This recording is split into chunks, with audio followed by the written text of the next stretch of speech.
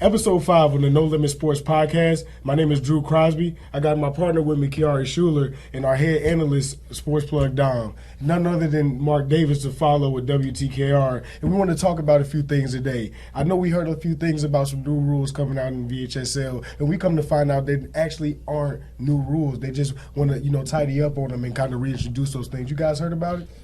Yeah, the VHSL, I know, talked in May, beginning of May. They had a vote on transfer rules, and I checked with the VHSL. The only real new rule out there is for 8th grade transfers, but as far as high school, it sounds like they're just going to reinforce. They voted to reinforce, shore up the language for the rules that were already in place, just to make sure everybody was kind of playing on the even playing field. So that's what I got out of it. Yeah, so those VHSL, so like you said, they were trying to tidy up on a few things.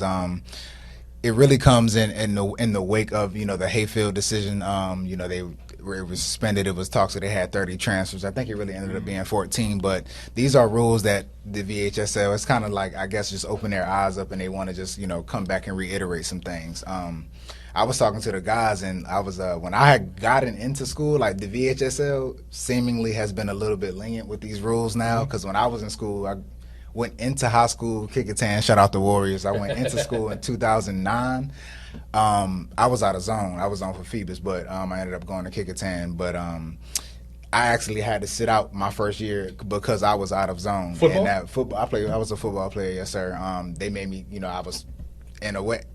I didn't really understand at the time, but I was forced, to sit out. And it's just, I don't know where we've gotten from there to here. It seems like players have the ability, like in the NIL world, to just go wherever they want to, but the VHSL, they're trying to, tidy up those gray areas and just make things, make the terminology just plain and clear of what you can and cannot do when it comes to, transferring. And so it's affected, it's affected the playing field. We talked about Hayfield, but it's not just football in which that's affected. It's, baseball and basketball too, but being that, football rosters are bigger and it looks like a lot more, even though it's really, when it comes to the percentage of players that are coming in, it's really not more.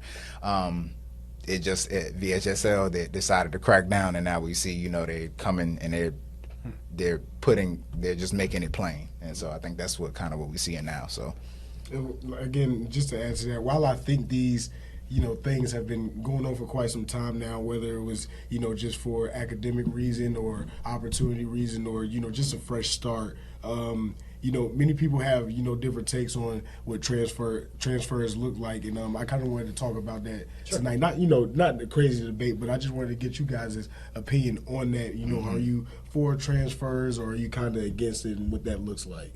Me, I'm not really against it unless it's like a whole school team going to another school team and leaving the other school they just left dry. I mean, other than that, just like how youth orgs is, like coach can take all his kids and go to another org and leave that other org high and dry. I'm not sure it's not that bad on the high school level. I feel like the same teams have been winning for years anyway, since like early 2000s. It's not too big of a difference. I mean, other than the coaching staff changing and people retiring, I mean, the winning culture is always stayed, just like at a Phoebus and a Maury and, other schools just like that. I mean, the win has always been there. And I think the transfer thing, it's not going to make too much big of a difference other than I do see some high schools who really don't get that much participation in sports getting more participation, which would be good. And it can even the playing field in a way.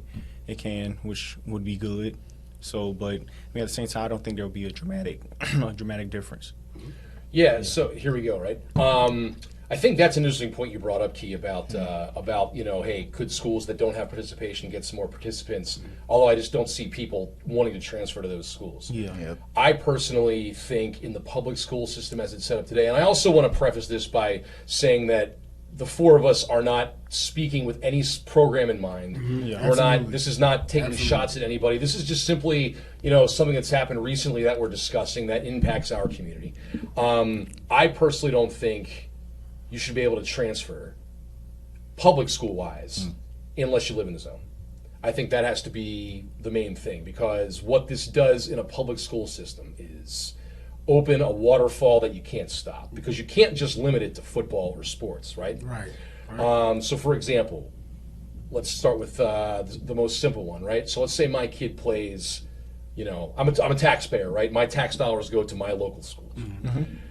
my kid plays shortstop for the baseball team, and he has, worked hard, has been back up to a stud for his first 3 years, and now it's his time to shine. Somebody from another city comes in, doesn't move there, but comes on in and takes his spot. I think 6 to 7% of athletes in high school go on to play in college. So I don't think you can build rules just for those 6 or 7% of people. I think in public high school, it has to be for everybody. And you have to teach some of these lessons about winning and losing. And hey, sometimes you're not going to get everything that you want, right? I want kids to succeed, and the exposure comes from, even if your school's not maybe the best school at football, you guys have been talking about all the camps you've gone to and the college days. The exposure's there if you're a good player. It's building. And I think, there's always an example in any sport or any activity of somebody getting a raw deal. But, it's also part of life, right? I want kids to be able to succeed. It's just one of those things where, if you want to move to the zone, then move to the zone and go to that school, right? If you want to move 4 times in 4 years to go to a different school, then do it. That's fine. Or private schools there too, right? That's what the private schools are there for too. That carries a financial, weight, I grant you. But I just think in a public school setting, you just can't allow kids to just go anywhere they want to, because then, like we were talking about off camera a little bit. Okay, so now we open, can I do it for band? Can I do it because this school is the closest to where I work and I want to drop my kid off? It's easier. If I homeschool my kid, can I just send them anywhere I want based on that? You know what I mean? So I just think the regulation has to be there in some way, to keep it an even playing field and to keep it fair for the everybody, or as many as they can, and not just for the kids who are going to go play in college. Yeah, the VHSL, it seemingly has become, just lenient. And you said something. You said, we'll see players, possibly go to, the schools that don't get as much attention. We're doing our best to, make sure that everybody is getting that attention. But you don't typically see that. It's always the big name is going to the. At least you're not seeing like somebody commit to a team that was 0-10. Well, can I interrupt you to tell you guys do a great job with that? Like honestly, like seriously, the reels that I'm sorry, I'm gonna let you pick things back up. But when you said that's that, our aim. Like nowadays with the exposure and with social media and like you guys, folks, who are doing similar things, the exposure. I mean, I don't think exposure's ever been bigger for kids. Anyway, I took your time on the floor. I yield back. We're gonna thank you for that. But you don't see the kids typically going to a 5-and-5 program. You see them going to to get more opportunities because they think it's something in your mind where and it probably is a thing of the past. We're trying to make it a thing of the past, but going to the bigger school that has all the looks and all the names and all the accolades, you're going to be seen there. But it's very possible for you to be seen. If you stand out on the 0-10 team, you'll get to school, no matter the case, all you do is have to commit and, try your hardest and give your all on the field, the baseball field, the court, whatever it is. And I think that one thing that you just hit on is not teaching anybody the lessons of how to overcome adversity when you transfer, to the winning side. The winning side could be your side if you, keep your head down and, decide to propel and use the gifts that you have and the resources that you have to keep it forward. Now, granted, we know that all resources aren't the same, across the state, even across our area. But, we're working, we're partnering, the best we can. And I feel like most of the school districts are doing the best they can to make that an even thing. But, it's continuing to get there. And I just think as the field of sports in Virginia, we continue to work with each other. That's something that we'll be able to get to. And, with these rules now, they're not new, but they're reiterating them. We're going to see how it affects sports in the area. And so I just think that I don't know what side I take on the transfer rule yet. I kind of like. Well, hey, you don't need to, it's right? good. Right. Yeah, absolutely. Yeah, and at the end of the day, I think everyone's on the side. They want kids, and there are extenuating circumstances. Not every circumstance is the same. We talked about the specialty centers at different high schools that some kids get accepted to, and everything like that. I'm of the personal belief, and again, I can't reiterate enough that I'm not taking a shot at any program. I don't have the knowledge to even speculate as to who might be doing it, who might not be. I wouldn't even turn that rock over. Okay, but I'm just saying. I think in a wide range, I don't think in a public school system that's funded by taxpayer money, that's so much different than college where you get a scholarship or you're paying to go. I think you have to have some sort of regulation where you're not pulling off the faucet that you can't put back on. That's all I'm saying. No, I think it's you're absolutely right. And when we get in these conversations of being on the plus side or the negative side of transfers, I think after talking for so long over this same subject, I think it's one of those subjects where you will have a lot of advantages and disadvantages on both sides. Mm-hmm. When we talk about specifics of it, when we talk about giving that band member the same opportunity an athlete does, or when we talk about like him, that kid having to move.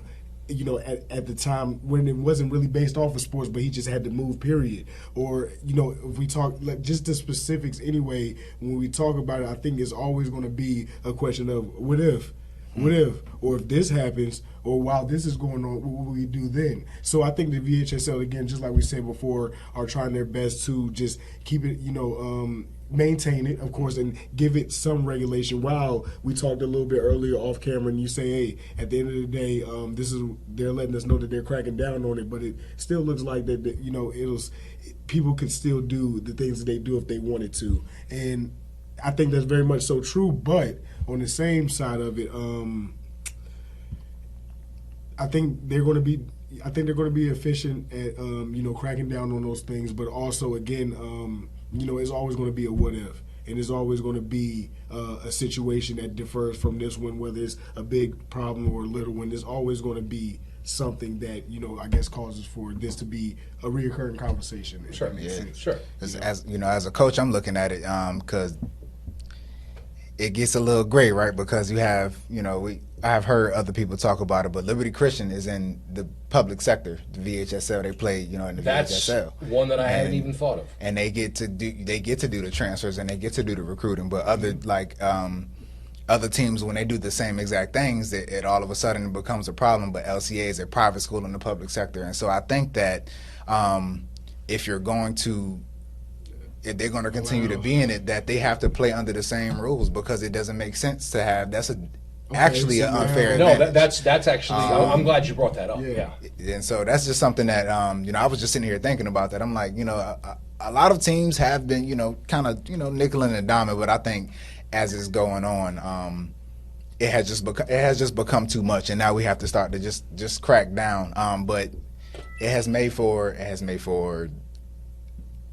interesting teams. It has made for teams. I don't think anybody is getting too stacked off of the transfers, but I just think that it would just be, the playing field would be a lot more even if some transfers are actual. Some kids are moving, yes. Some kids, they're not. It's circumstantial is what I'm trying to say. Sure. But overall, what I'm saying is just wiggling around the rules, and so I think the VHSL will just be looking to see what's actual and what's not real. What are you trying to are you trying to get an illegal advantage, or are you is this really like this student needed to be here? So that's my take on that. Yeah, I agree. They definitely have to talk about that. LCA being in a 3A.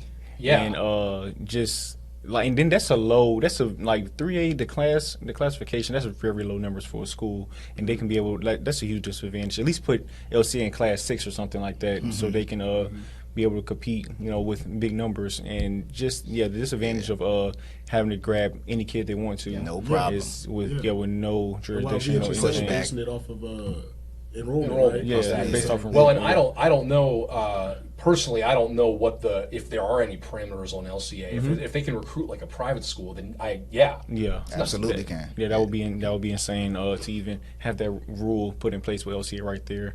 Yeah, have to be in place for everyone, including them. Even like you said, it's not even just football with them; it's basketball, soccer, everything, all sports. So that wouldn't really even be it wouldn't be fair at all. And with everything else, I mean, with this new rule, I do see JV. JV was like a dying, kind of like all their sports are dying. Like no one was really participating in JV anymore. It's like varsity was doing this Some thing. can't even field teams. Yeah, some of them can't even put out teams. There's a lot of teams I know in Peninsula District, and like some schools who can't put out a JV. So that would definitely be it'll be good too. That'd be beneficial too with the new rule, having JV in there and be able to get numbers actually. So yeah, make that fair. But it's another problem I would see with the new rule. Honestly, with that one new rule, like with some kids, it's some varsity schools who couldn't field teams. It was actually one in Virginia Beach. What was it, Princess Anne? They was having a hard time. That's true. Yeah, I know that's true. They I know they had to forfeit at least one game because they couldn't. They didn't have enough players. Green Run. So as a kid stuck in that situation, what do you tell them they have to stay there even though they have 18 players on their team? I don't.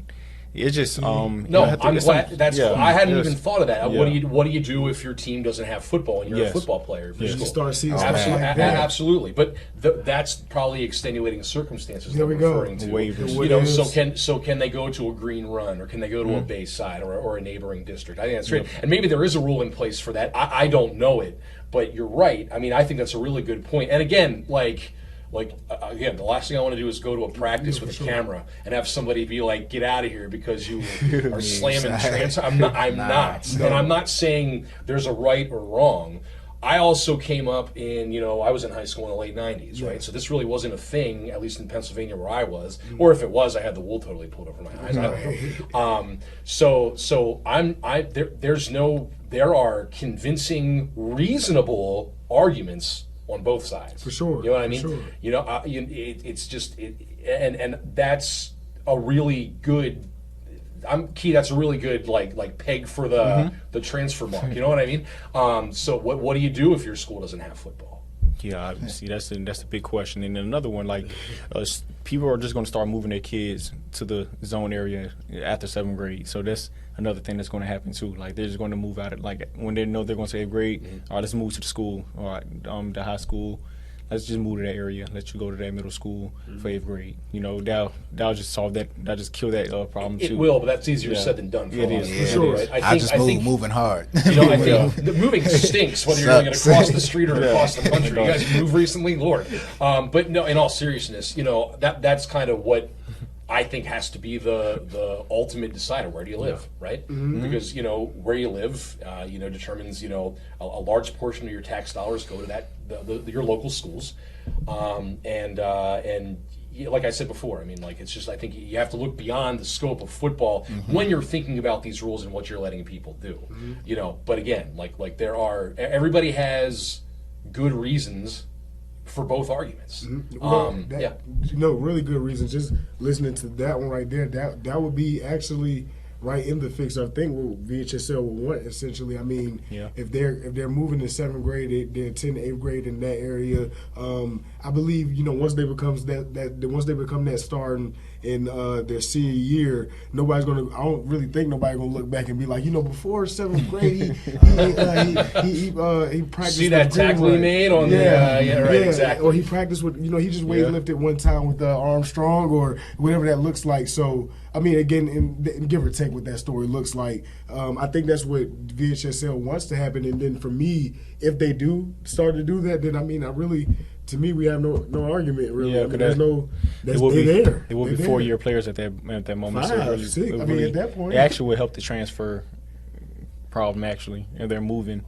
to the zone of the school in 8th grade. You wouldn't have transfer problem. Well, here's the other thing too, and we touched on this this topic came up a couple episodes ago too, and we touched on this. How much of this, if you talk to the successful programs, right? Successful, easy for me to say. A lot of them will say, "Hey, we get our kids going in our youth program. Then they're coming up through middle school and JV, running our systems, knowing our plays, everything like that." So some of this, I think, falls on the school systems and the teams themselves. I mean, there are some coaches. You look at your programs that are just so good, and that starts before they get to high school, right? And I think that should be. It's unrealistic to say everybody will do it, but that needs to be the goal, right? I mean, the goal needs to be, hey, we're going to try to implement, and build success from well before they get to high school. Because, if you look at, Highland Springs, Maury, Oscar Smith, Phoebus, all these teams are getting those kids ready before they set foot on a varsity field. Because Oscar Smith and Kings Fork Middle are, the most dominant middle schools in the area. So I do think that helps a lot too, starting in middle school. So there's going to be a lot of high school coaches at middle school and youth games, and also with Hayfield. Well, they're St. John's now. They even have a youth organization that their players came through PME. Yeah, they were a real dominant youth organization too, and most of their kids that came from up there, went to Freedom and now are in college. So right. I mean, it will help a development standpoint too. And it's a circumstances type of thing too. When you talk about like the resources that are offered in those different spaces, right? Like when you talk about Hampton, you got 4 schools that share the same stadium, same thing in Newport News. Yep. So as far as when you talk about those PD schools, they're not really blessed to have a middle school or a junior, a junior high for them, themselves to call where they can have those that development and have that pipeline of players. Yeah. While there are neighboring youth organizations in the area, that's where the transfer energy starts. Yes. Right. So while those kids probably just played for that youth team, you got youth teams in Hampton and the kid lives in Norfolk, and that's there's no regulations on that. But true. That's where it starts. So, let's touch on something else too. Football is one of the few sports that doesn't have travel.